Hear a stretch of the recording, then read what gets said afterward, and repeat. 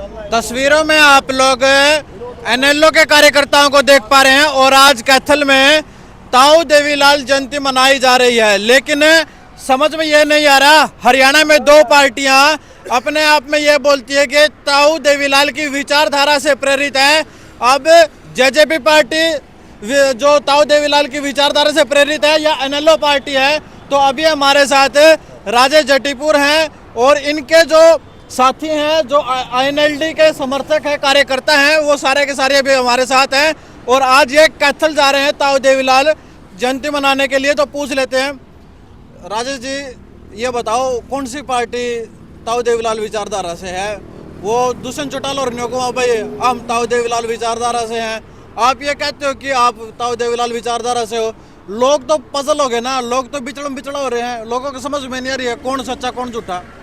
आपको सीधा सीधा एक दो बातें कह के स्पष्ट कर देता हूँ मैं। ताऊ देवीलाल की विचारधारा क्या थी? किसान और मजदूर के मसीहा बोले जाते थे ताऊ देवीलाल जी। ताऊ देवीलाल एक ऐसी शख्सियत है जो शायद संसार में कोई आदमी जो जन्म लेता है ऐसा। अब आप ये देखो, सबसे पहले देखो इंडियन नेशनल लोकदल ताऊ देवीलाल ने बनाई थी।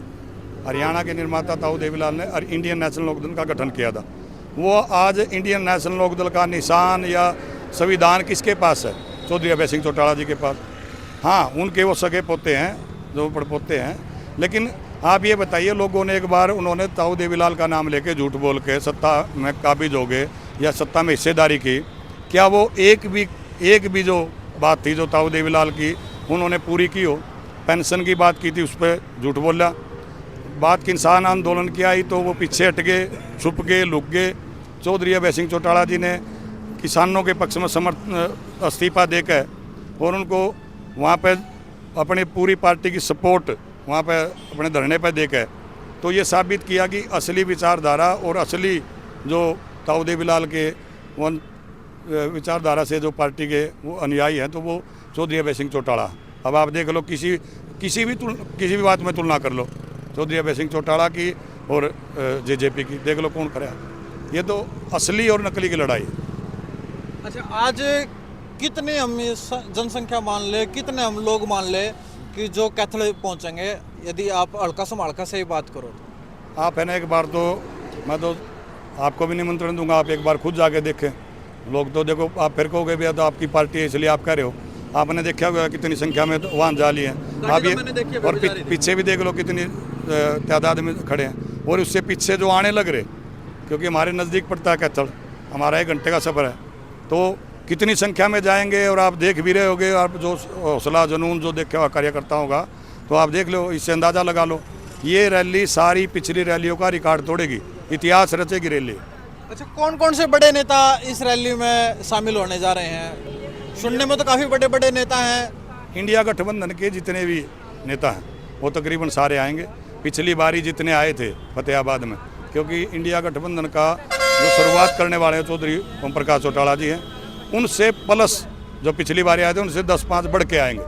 अच्छा, एक भूपेंद्र हुड्डा और अभय सिंह चौटाला के अंदर नोकझोंक चलती देखने को हमें हमेशा ही मिलती है, अभी भी था, इंडिया गठबंधन को लेके ही था कुछ नहीं। ये नोकझोंक नहीं भाई साहब। चौधरी अभय सिंह चौटाला ने बड़ा दिल दिखाते हुए जो जनता की डिमांड थी, जो समाज की डिमांड थी, जो भाई सबकी मांग थी कि भाई सारे मिलकर इस बीजेपी का सुपड़ा साफ करना है, अगर वो उसमें आनाकानी करता है या उसमें कहीं ना कहीं उनको छटपटाहट लगती है, तो इससे साफ जाहिर होता है कि वो बीजेपी के लिए काम कर रहे हैं। और वो जो उनके अब ये साबित हो जाता है, चौधरी अभय सिंह चौटाला ने 4 बार साबित करके दिखा कि भाई ये चौधरी भूपेंद्र सिंह हुड्डा बीजेपी के लिए काम कर रहे हैं। अब तो ये बिल्कुल क्लियर हो गया है जनता के सामने, अगर वो बीजेपी के लिए काम कर रहा है उसको क्या दिक्कत है? जब सारे दल इकट्ठा हो रहे हैं, किसी को कोई परेशानी नहीं है, तो वो अपने मतलब के लिए कोई कुछ भी करे।